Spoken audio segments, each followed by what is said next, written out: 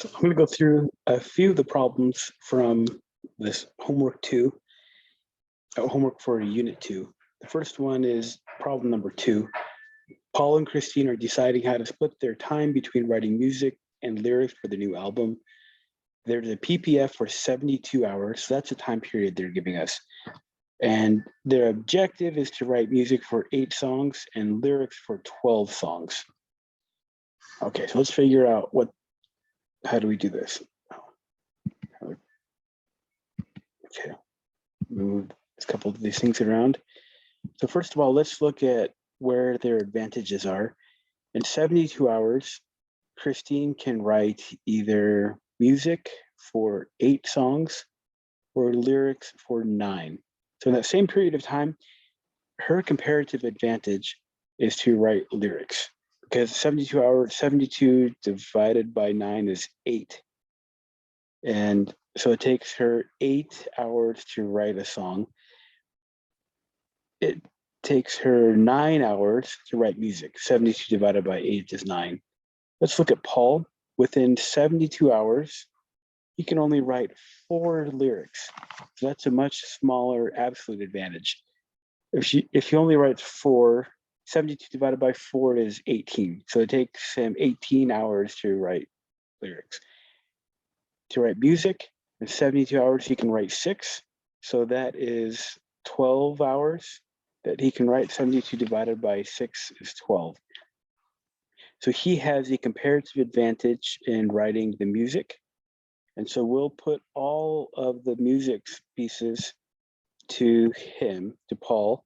We'll put all of the lyrics written to Christine. So if they need to write 12 songs, we have, it's 8 times 12 is 96 hours. And then if we have all 8, the music, 8 of them going to Paul, 8 times 12 is 96 hours. So together, if they work for 96 hours, they'll be able to write music for all 8 songs and the lyrics for 12 songs. 96 hours. Christine will write all of the songs, the 12 songs, but she's not, and Paul will write 0 of the songs, and Christine will write 0, or excuse me, she only specializes in lyrics. So let's see, lyrics for the new album. So Christine will write 12 lyrics for songs and 0 music. Paul will write music for 8 songs and lyrics for 0. Okay, that one is question number 2. Let's go to question number 3. In this one, the company graph contains a PPF of Rubberland. Rubberland makes 2 products, rubber balls, rubber hoses. On a given day, can produce according to the PPF in the graph. So this PPF is for 1 day. Take off this. Point A is where the 2 goods are currently producing. So, but there's a change that happened, new method of rubber producing. The PPF inputs increases. So let's increase the PPF. We can either decrease it for rubber band balls or we could increase it. But this is an increase for everything. So we'll increase both of these.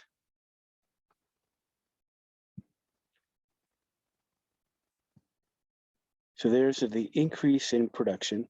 The production possibility frontier shows all the amount of level of production. So if you could expand that, my screen's backwards, so I can't. Anyways, you can expand that. Let's see, annotate.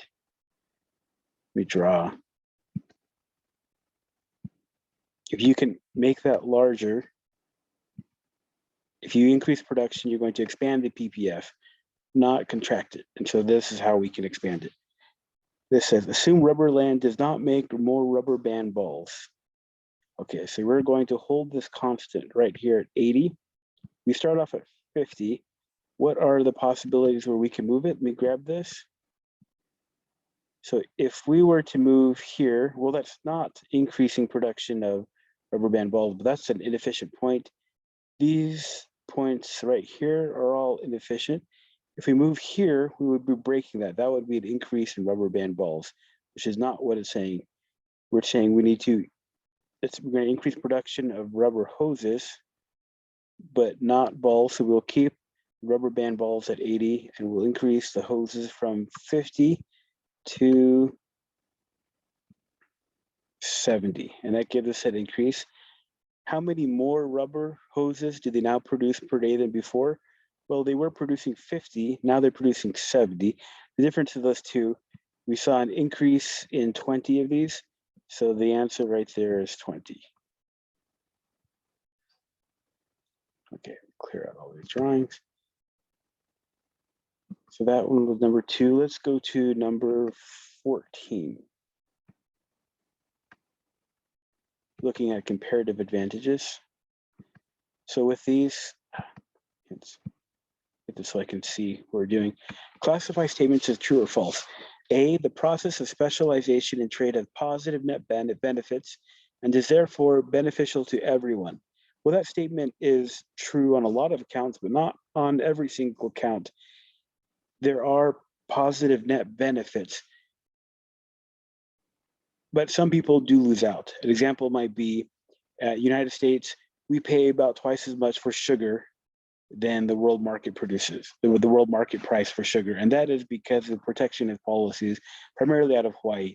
If we start trading, mostly everybody in our country, the net benefits, if we can increase our trade for sugar, that would lower if we increase the supply of sugar, we'll have a lower price for sugar. The net benefits for the United States would definitely increase, but you get some sugar producers in Hawaii and they're going to lose out. So they're losers. So the department where the aspect where it says beneficial to everyone is what makes this statement false. Next one, a nation will not have a comparative advantage in a product if it does not also have an absolute advantage in the production of that good. That's also false. You can have a comparative advantage it doesn't matter if you have an absolute advantage. If you have a comparative advantage, that is where there are gains to trade. If you have an absolute advantage, great, you're producing more. If you have a comparative advantage, then you can trade for more because you have a lower opportunity cost in production. That's why B is false. C, it can be mutually beneficial for two nations to specialize in goods in which they have a comparative advantage and then trade with one another. Yes, that's true. Countries specialize in the production of goods for which they have a comparative advantage. Countries do that when they engage in trade. Yes, that is true. Absolute advantage is a source of the potential gains from specialization and trade. That statement is false. If instead of saying absolute advantage, we put in the word comparative advantage, if you can put that in there instead, I don't want to cover up everything, then that would make E true. But because this is absolute advantage, that one is false. Okay, well, good. I hope that this helped a little bit. And let me know if you have any questions about these problems.